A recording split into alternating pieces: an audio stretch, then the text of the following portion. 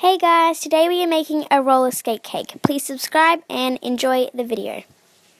So the reason we're doing this video today is because I looked everywhere on the internet for a skate cake video just to give me a hand, and the closest thing that I could find is this Converse shoe cake from How to Cook That. It comes with this template. I had to purchase it for about $6. It's got all different cutouts that assist you with the layout of your cake. It's got that cutout for the sole of the shoe. We use that cutout to cut our pieces of cake, as you'll see further on, but we've also used it to create the cake board that the cake will sit on, so we'll be able to elevate it later on when the cake's all done and be able to attach wheels and make it look really like a skate. So we'll get to it and we'll show you how we use this template and put our cake together.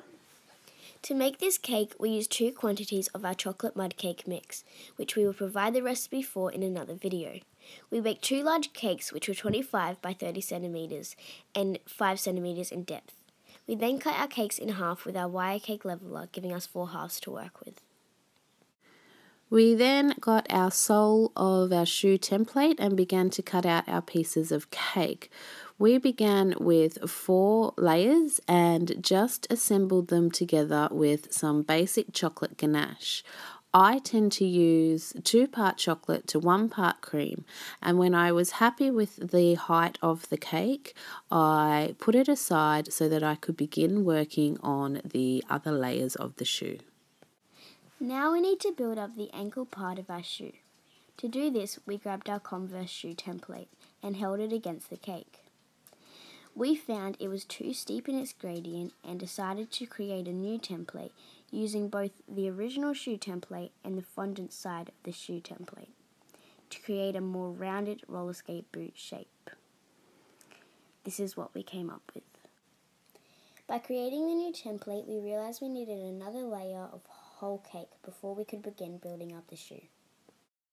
Now that we're happy with the height of our cake, we need to start assembling the top part of the shoe or the boot. So we hold our template back against our cake, we grab our sole template or our foot, whatever you want to call it, and we put that on the top of our layers and we fold it back to the point where the shoe inclines. Once we've done that, we will take our template and we will place it against some other layers of cake, and we will only cut out that end section because this is the only bit we now want to build up. We will layer them as we did previously with some ganache, and once we've done that, we will cut away the shoe shape of the cake. We skipped ahead a bit, as you can see, and we have added the top layers and cut out our skate boot shape. Now we are just placing our shoe cake onto the cake board that we cut out earlier. This is a really important step as the solid foundation is what allows us to elevate the cake later on. We went ahead and we then ganached the cake once it was on the cake board. As you can see, I'm pretty messy ganacher, but what I do take the time in is making sure that the ganache is perfect. I don't want any little imperfections because fondant can be very unforgiving and show every little dent in your cake if you don't have a solid base to lay it over. We know we've skipped a few steps here, and if you're really concerned, you can also Google the Converse shoe cake from How to Cook That, and it will give you a hand. Then we moved on to the decorative section of our skate. Here we are just using some black fondant, and we are using Wilton piping tips to create the circles which will become the eyelets on the shoe that the laces will go into. The number 10 Wilton piping tip is the perfect size to cut out the inner circles of the eyelets. Then we move on to the wheels of the skate. All I did here was roll out 1 big log of fondant in the colour of my choice and then chop it into 4 even sort of circles, and then I just shaped them by hand, trying to keep them even and roughly the same size. And then I took a fondant decorating tool and shoved it through the middle, essentially, just to give that idea of where the bolt of the wheel would attach to the actual skate. Now that we've done the wheels, we want to create some further embellishments on our cake. We decided to make our skate quite colourful. One of the techniques we used was to tie-dye our fondant. To tie-dye our fondant, we use 7 different colours, as you can see here, and gently squish them together. Then we began to twist them very gently. Be careful not to overwork your fondant, as the colours will smush together and become one horrible brown grey colour. Just do a few twists and folds, and when you are ready, roll out your fondant. We use this effect to create the stars on the side of our shoe. Another colourful effect that we wanted to add to our SkAtE was rainbow shoelaces. We didn't want the tie-dyed effect, we wanted block colours. So what we did was again lay out our colours, but instead of smushing them together, we just gently squished them down and rolled them out, being careful not to let one colour bleed into the next too much, but making sure that they joined. Once we'd done that, I cut out 5 long strips, using more than I would need in case something went wrong when attaching the laces to my SkAtE. Then we pulled our cake out of the fridge and began the decorating process. The first thing we did was to cut out a piece of pink fondant and lay it on the top of our cake. We want to create the illusion that the interior of the SkAtE is lined in pink. Once I've done that, I just want to start on the tongue of my shoe. So what I'm going to do is I rolled out a piece of pink fondant and I'm just cutting around the tongue template a little bit larger than the actual size of the template for this pink bit, and just the top section.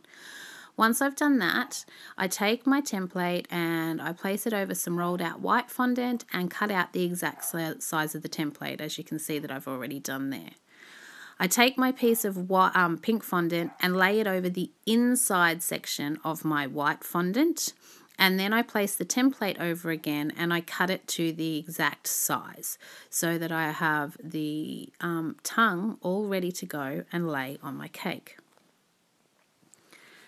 Having done that, I then cut out a piece of cardboard and I just line it with some baking paper just to create a circle shape, roughly the same size as the top of my shoe, and I just sit it on the top.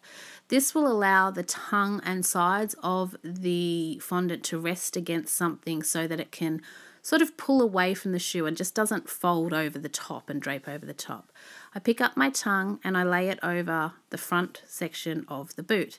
Now, as you can see here, we've missed out laying it over the toe of the boot.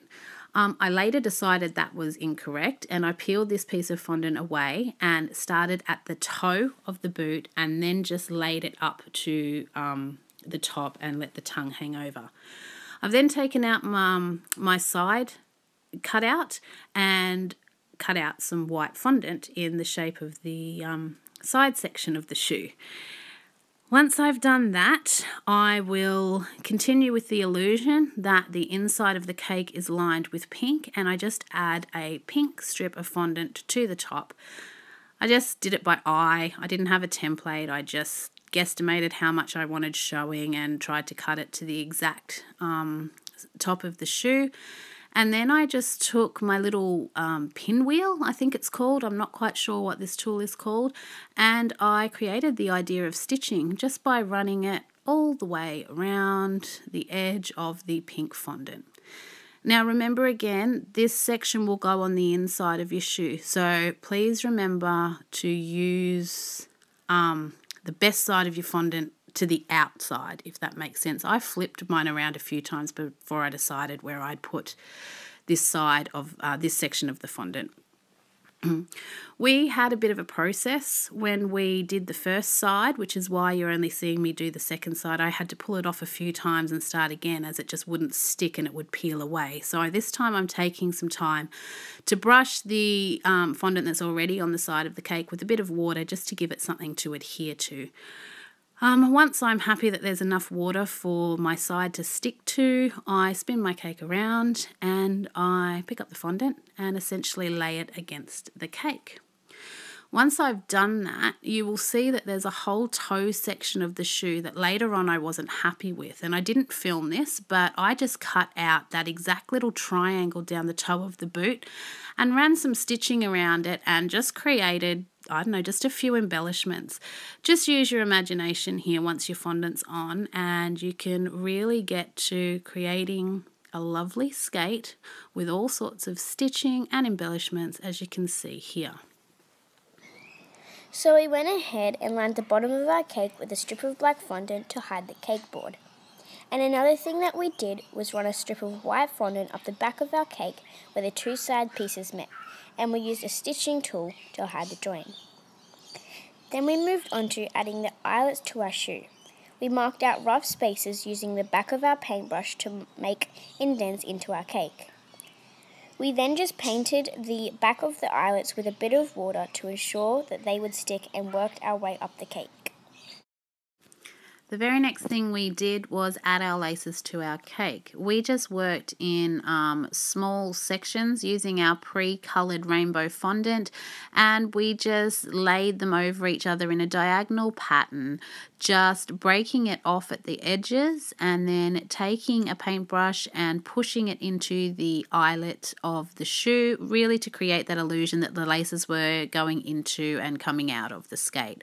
We took our time here and just used some water to glue it down when it fell away. So we are happy with our cake, and we have just added some extra details like the gem on the top of the cake and the two stars on the side that we rolled out earlier, and we've just stuck that on. And now we are heading on to the elevating the cake. So we have just rolled out some black fondant, and we're going to wrap that around the the 3 pieces of wood that we have already cut. And once we've wrapped it around, we're going to set it out like this and then put the cake on top of it. Once I'm happy with my platform, I just pick up my cake, which is solidly on its cake board, and I place it on the platform there. I've used the longer piece on top of the two littler pieces. It is sturdier than it looks, but please make sure that you get the cake central. You'll notice my few other embellishments, that toe that I was talking about there with the stitching at the front. I added a few little eyelets to the top of the cake. These are all just, you know, take your license, go for it. You can't go wrong when decorating cakes. I always find more is better, and you can always take it off. I wasn't happy with the positioning of that board. It wasn't in the middle, so I had a few goes, and once I was happy that my cake was stable, I walked away and I attached the wheels. So there you have it. There's our finished cake. I do realise we've skipped a few steps in our video. Please feel free to Google the how to cook that Converse shoe cake. It'll really give you some ideas for the base of the cake. Decorate it how you feel. I've just attached my wheels on the side with some toothpicks and ran the laces down a bit longer for further embellishment. I really enjoyed making this. I hope you enjoy making your roller skate cake too. Thanks so much for watching. If you can, please subscribe, like our videos, and I'd really love to see some ideas of what you come up with. Bye guys!